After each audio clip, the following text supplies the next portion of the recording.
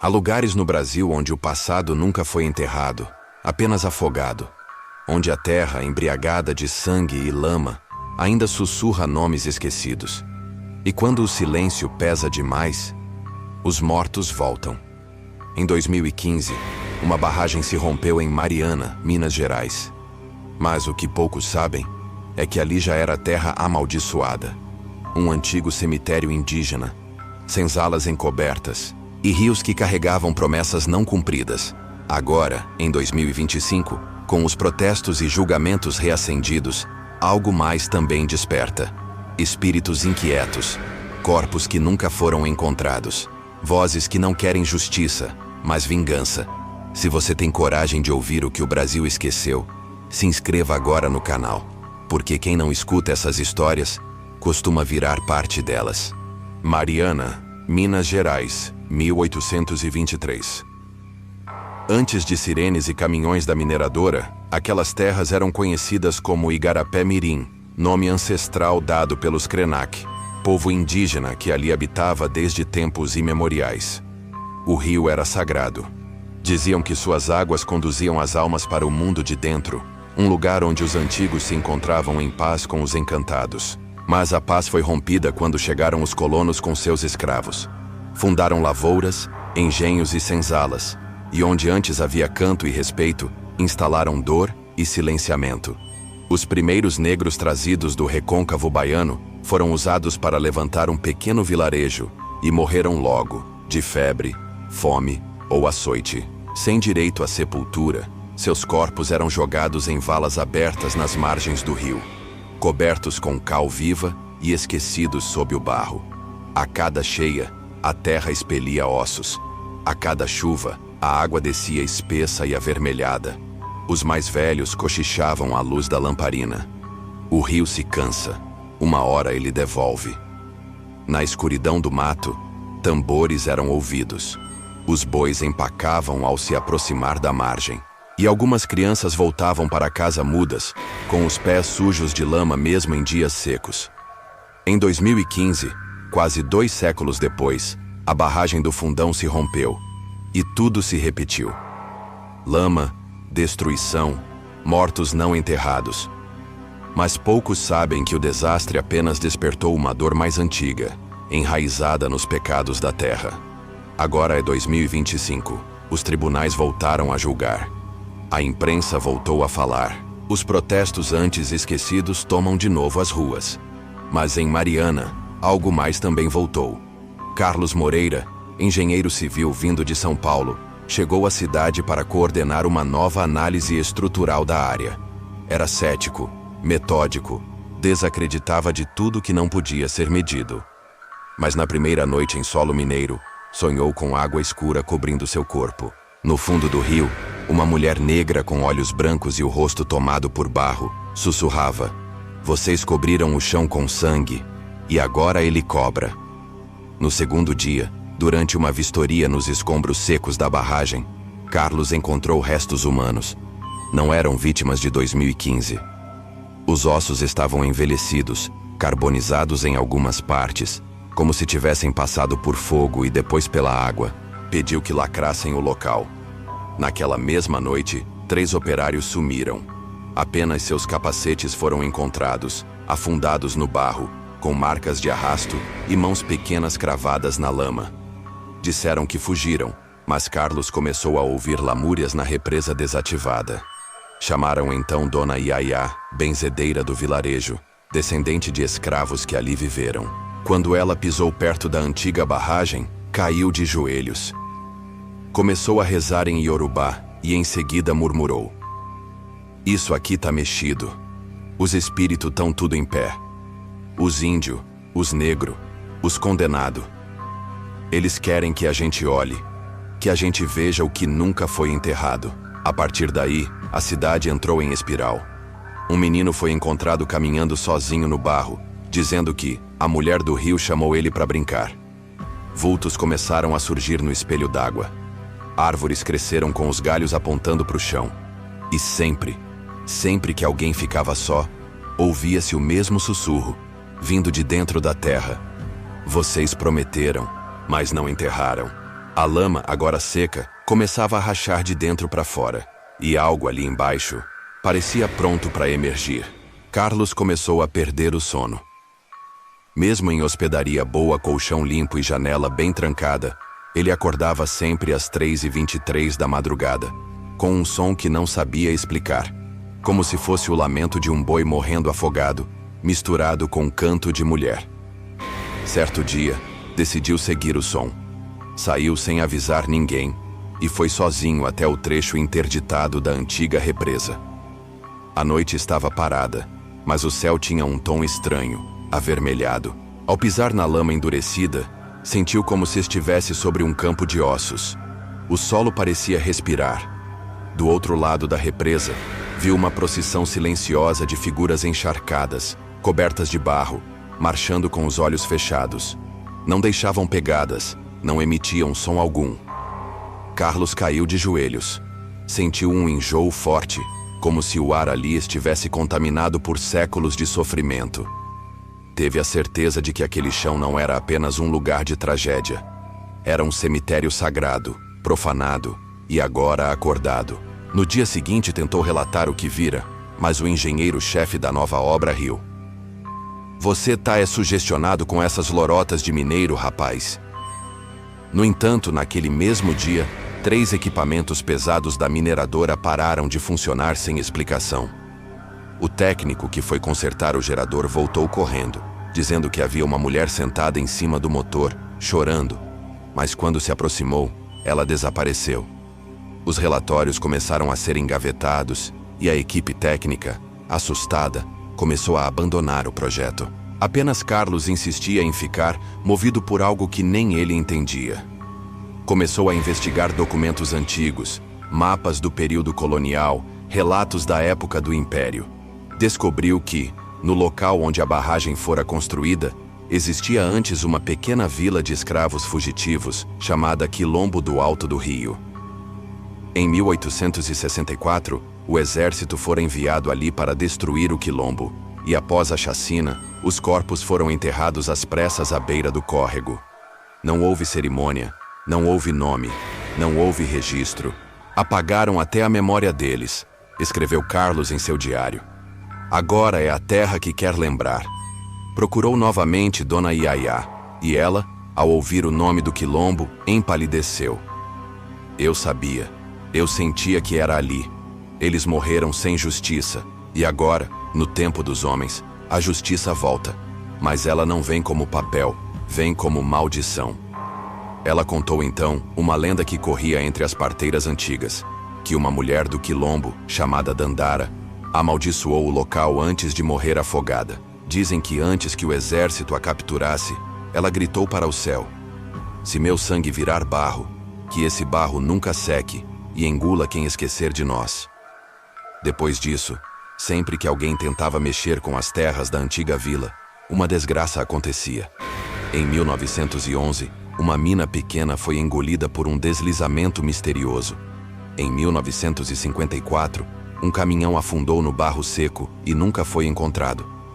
Mas em 2015, quando toneladas de lama soterraram tudo, Dandara teria acordado. Não como espírito de vingança, mas como mãe dos esquecidos, dos escravizados, dos enterrados sem nome. Carlos passou a ser visitado por ela nos sonhos. Em cada aparição, ela mostrava um lugar diferente da represa, onde ossos antigos ainda estavam soterrados. Ele começou a mapear tudo. Queria trazer os nomes de volta, dar sepultura, pedir perdão. Mas quanto mais se aproximava da verdade, mais estranhos os fenômenos ficavam. Um drone enviado para sobrevoar a área parou no ar por 6 minutos, e ao voltar, trouxe imagens de crianças de olhos pretos enfileiradas na margem, olhando direto para a câmera. Uma das fotos mostrava Carlos entre elas, mas ele jurava nunca ter estado lá naquele momento. O governo começou a pressionar para reativar a área e construir uma nova represa. Carlos tentou impedir. Levou documentos, relatórios, gravações, mas foi silenciado. Mandaram-no embora com um laudo falso de instabilidade mental. 3 dias depois, ele desapareceu. No lugar onde dormia, encontraram apenas seu diário, molhado. com a última frase escrita à mão tremida.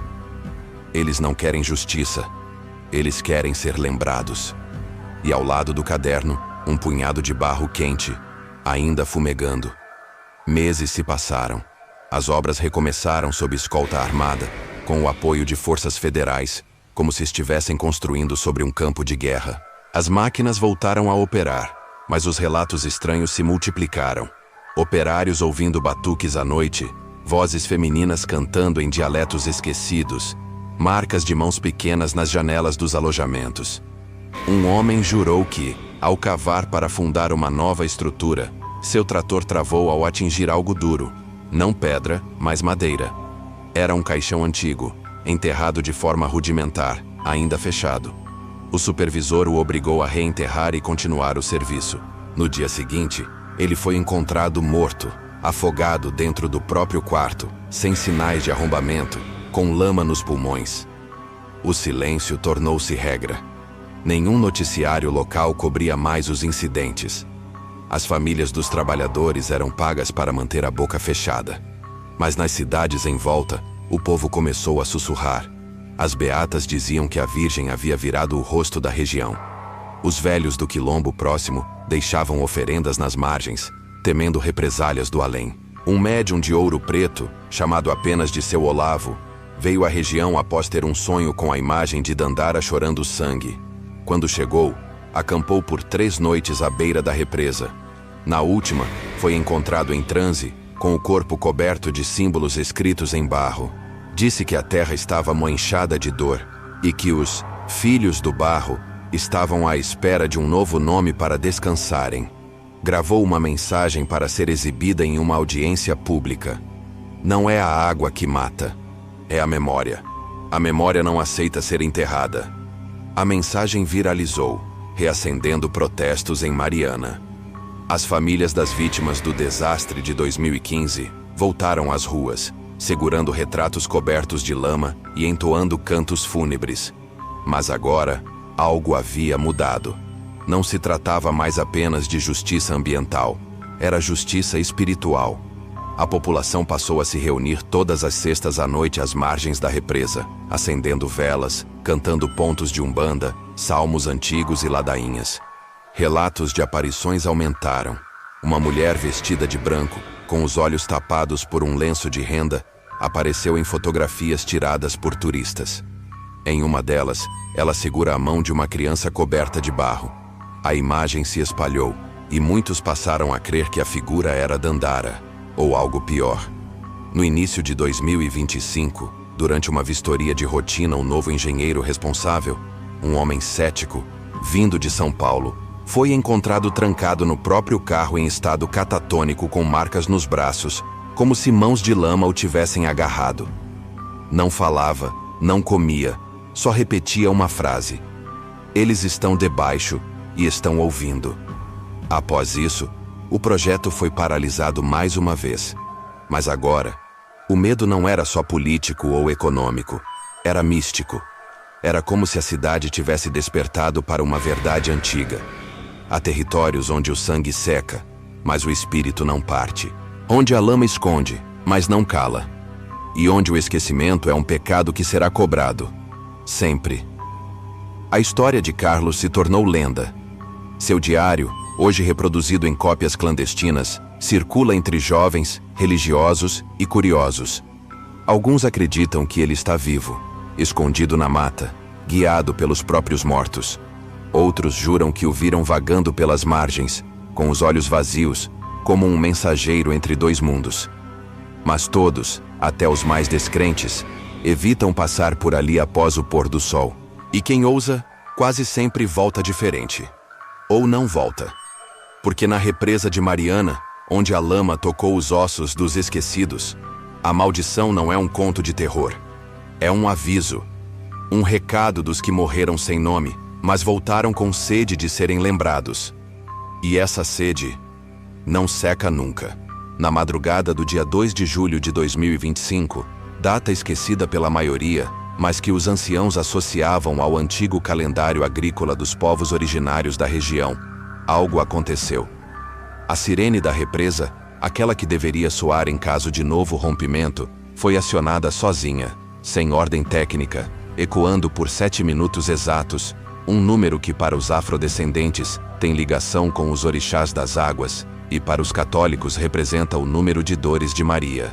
O sistema eletrônico acusou falha, mas os técnicos juraram que haviam desligado manualmente todos os alertas na semana anterior, durante uma manutenção preventiva. O som da sirene não foi o único a romper o silêncio. Moradores das redondezas disseram ter ouvido cânticos em tupi-guarani vindos da superfície da água, como se um ritual de passagem estivesse sendo entoado de dentro da represa. Um pescador local, seu Ademir, homem calado e temente a Deus, foi encontrado de joelhos na beira do leito seco do Rio Doce, murmurando versos de um salmo que ninguém lhe ensinou. Disse que sonhou com a mãe d'água subindo à superfície, trazendo nas mãos um cordão de correntes partidas e um broche de ouro com brasão imperial. Alegou que ela lhe sussurrou que o tempo dos fantasmas invisíveis acabou, e que agora os rostos da lama exigiam rosto, voz e vingança. No dia seguinte, sem que houvesse convocação formal, mais de 1000 pessoas se aglomeraram diante da entrada bloqueada da antiga mineradora Samarco. Vieram com cruzes feitas de galhos, bandeiras do Brasil sujas de barro, instrumentos de candomblé e imagens de santos. E à frente de todos, uma mulher negra, anciã, vestida como uma rainha do Congo, carregava em silêncio uma ânfora de barro com terra vermelha da região. Diziam que era terra de cemitério antigo, onde se enterravam escravizados sem nome. A polícia tentou dispersar, mas os equipamentos falharam. Câmeras desligaram, rádios perderam sinal, e os cavalos se recusaram a avançar. Quando tentaram puxar a mulher da ânfora, um dos soldados caiu em convulsão, gritando nomes que ninguém conhecia. A mulher então soltou a ânfora no chão. Ela se quebrou. De dentro não saiu pó, mas um líquido escuro, espesso, com cheiro de ferro e flores podres. Alguns juraram ver rostos se formando nesse líquido, rostos de crianças, velhos, homens com ferros presos ao pescoço. A multidão silenciou, e pela primeira vez desde 2015, as autoridades recuaram. Nas semanas seguintes, a água da represa começou a baixar inexplicavelmente, como se estivesse sendo sugada pelas próprias entranhas da terra. Geólogos não conseguiram explicar, mas os mais velhos sabiam.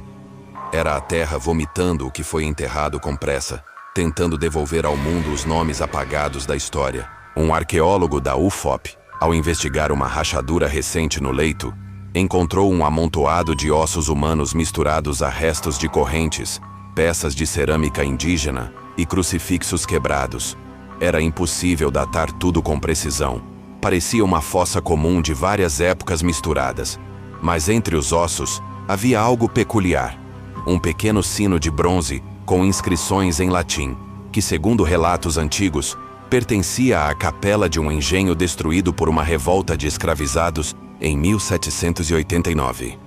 Nenhum documento oficial confirmava isso, mas a peça existia, e estava ali. Com isso, surgiu uma nova teoria entre os estudiosos ocultistas. A represa não soterrara apenas vítimas modernas, mas selara, sem querer, um cemitério ancestral de sofrimento, um portal para o sofrimento de séculos. E ao reabrir esse selo, os vivos despertaram uma dívida muito mais antiga que os processos na justiça. Uma dívida de sangue, fé e silêncio. As velas continuavam sendo acesas à beira da água.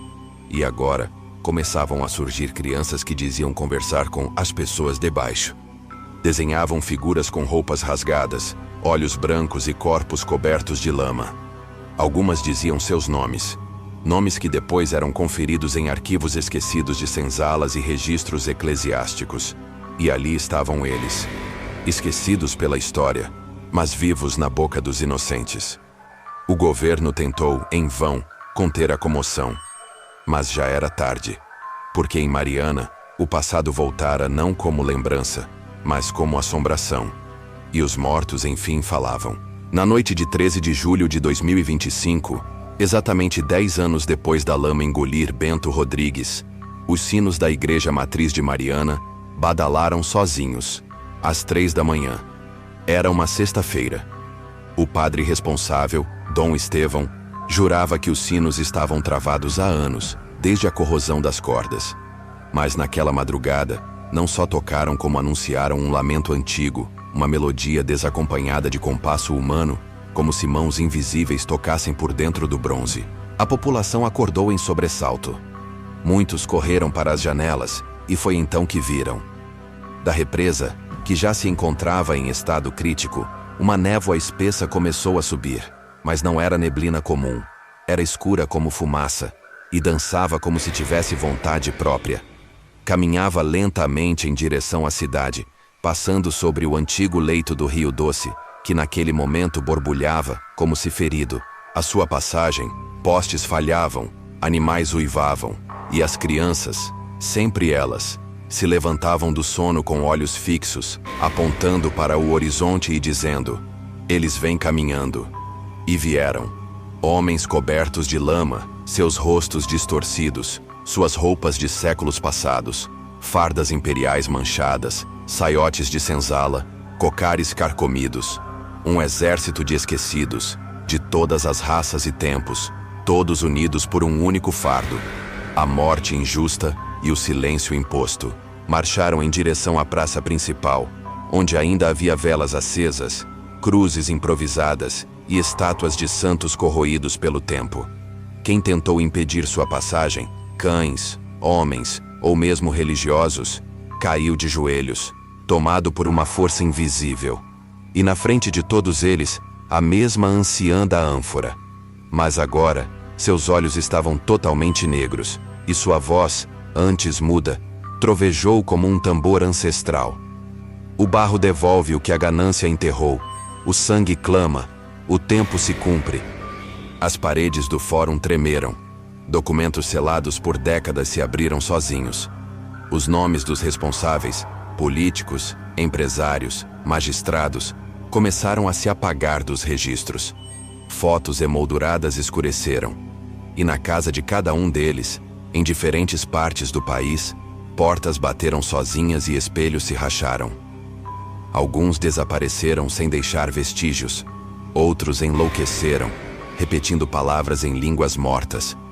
Um juiz aposentado foi encontrado nu, no meio do mato, murmurando: não se enterra a dor, ela vira raiz.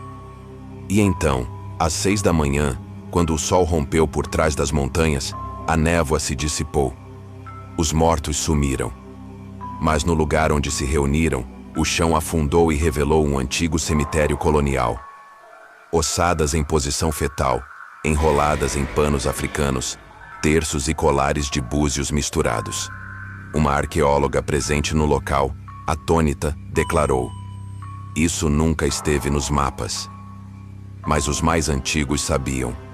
Mariana fora erguida sobre os ossos do lucro. E agora, as fundações tremiam. Na semana seguinte, centenas de famílias começaram a deixar a cidade. Não por medo apenas, mas por respeito.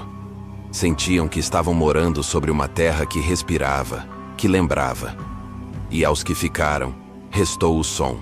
O leve badalar dos sinos, às vezes à noite, às vezes ao meio-dia, sem que vento algum os tocasse. Alguns juram ainda ver, nas margens do rio, as pegadas enlameadas que aparecem e desaparecem. Outros, ao escavar em seus quintais, encontram pedaços de correntes ou fragmentos de imagens coloniais partidas ao meio. E agora, dizem os velhos, Mariana não é apenas uma cidade marcada por tragédia. É um campo sagrado, maldito e sussurrante, onde o passado não dorme, apenas espera. Espera por justiça, espera por lembrança, espera por mais nomes que, esquecidos em papéis mofados, ainda precisam ser chamados uma última vez. Porque na terra dos mortos soterrados, quem cala, também sangra. E se você ouviu essa história até o fim, cuidado. Talvez em sonhos, eles te visitem, para cobrar o que é devido. Então, acenda uma vela e inscreva-se no canal, antes que seja tarde demais.